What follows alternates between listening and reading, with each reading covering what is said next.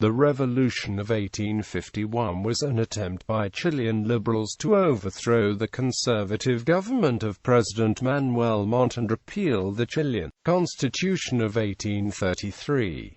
After various battles and sieges, by late December 1851 government forces had subdued the revolutionaries. Background: after the Battle of Luque ended the Chilean Civil War of 1829–30, Chile formed a conservative political system under the 1833 Constitution, drafted by Mariano Agana, which established a one-party presidential polity. In the succeeding decades, various liberal social and political movements emerged, led by intellectuals like Santiago Arcos, Francisco Bilbao, José Victorino Lastaria and Benjamin Vicuna Mackenna. These and others formed institutions such as the Literary Society of 1842 and the Society of Equality, which sought to rally the population to achieve an increase in civil rights. The European revolutions of 1848 also inspired and encouraged opposition political movements, who increasingly saw armed action as the most realistic means of forcing political change.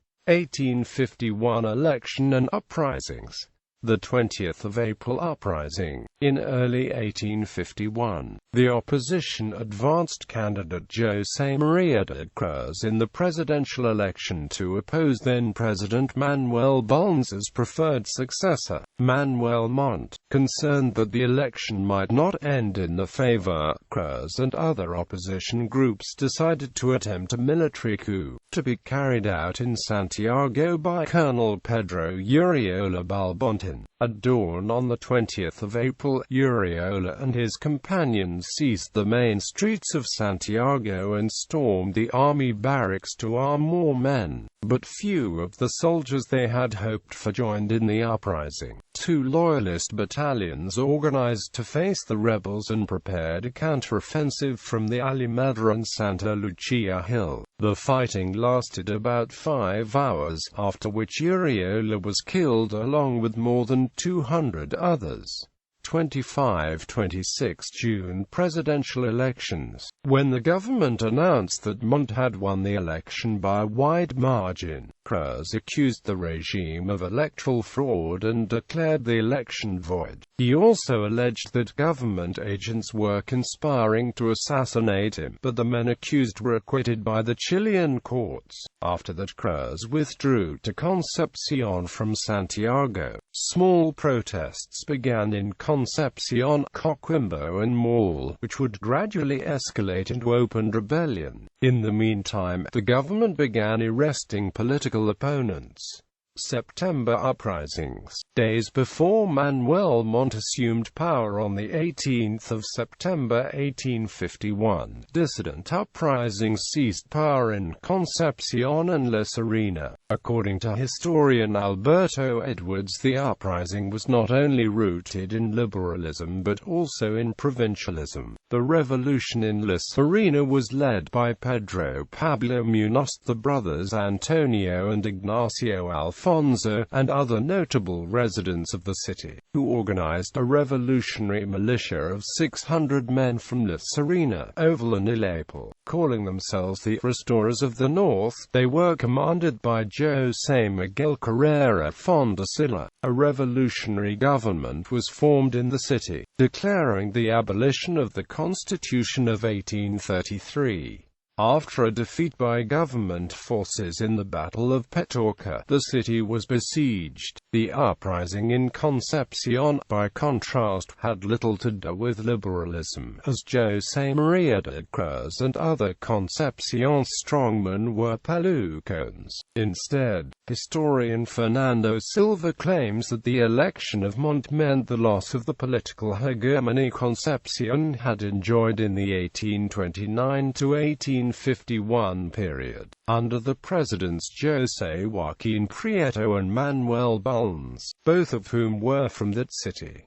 Because of this, the Concepcion elite would have supported the overthrow of the Montt regime. Cruz armed a group of 4,000 men, including liberal supporters, rebel troops, mountaineers, and soldiers of the Mapuche chieftain Manil. According to historian José Bengoa, the Mapuches saw the central government in Santiago as the main enemy, explaining the participation on the side of José María de Cruz in the Concepcion-based revolt.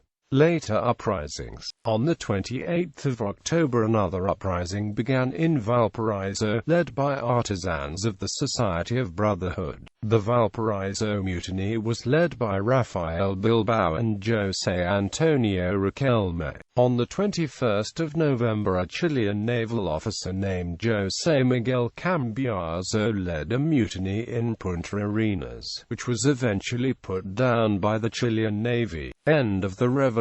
Consequences of the revolution. After the failure of the revolution, the government of Montt began a program of political persecution against the instigators of the uprisings, led by his minister Antonio Vares, which included arrests and deportations. Dozens of notable government opponents were driven into exile, including Arcos Bilbao, Lastaria and Vicuna McKenna. Thousands more had died in the fighting. A major rift developed within Chile's political opposition, dividing them into a group headed by Francisco Bilbao, who called for renewed armed revolution, and one headed by Aubrey, seeking a return to democracy by an institutional route. Bibliography. Bengoa, José. Historia del Pueblo Mapuche. Siglo XIX YXX. Biblioteca del Bicentenario. Santiago de Chile, LOM Editions. ISBN 978-956-282-232-9. Edwards, Alberto. El Gobierno de Don Manuel Montt, 1851–1861. Santiago de Chile, Editorial Nacimiento. LCCN 33030202. All 6296372M. Retrieved June 1, 2014. Gazmuri, Christian. L. 48. Chileno. Igualitarios, Reformistas, Radicales, Masones y Bomberos. Santiago de Chile, Editorial Universitaria. ISBN 9789561108080. OCLC 82,644,737. Retrieved June 1, 2014. Silva v. Fernando. La Organización Nacional. In Villalobos.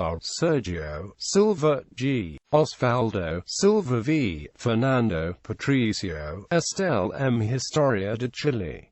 Santiago de Chile, Editorial Universitaria. ISBN 978-956-111163-9.